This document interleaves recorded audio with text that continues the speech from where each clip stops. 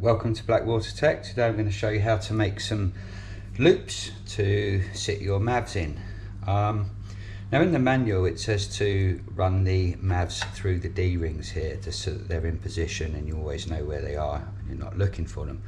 But the problem I find with more advanced diving where you're carrying multiple bailout tanks is that they can get trapped underneath the bailouts, and in a couple of incidences I've accidentally bumped the O2 MAV or bumped the diluent MAV. So what I do is I make a couple of loops like this, feed them through so that the MAV sits there and off to the side. So when I'm diving I always put the MAVs on the outside of the tank with the buttons facing outwards, so they're really easy to use, easy to find. So what you need is 30 centimeters of 4 or 5mm bungee. I find 4mm bungee works the best. You're just going to fold it in half. You're going to tie a knot in it, like so. Pull it through and take the knot all the way to the end, like that. Okay. There you go.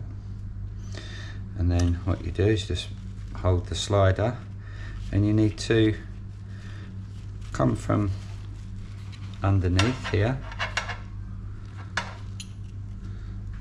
push it through,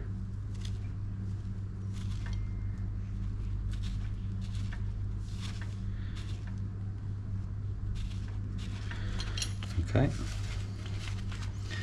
you can just put it tight, lift the slider up like that. Same with the other side.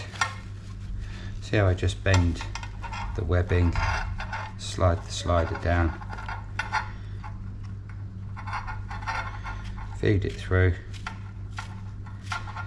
wait till it comes out the other end, and then force it back up.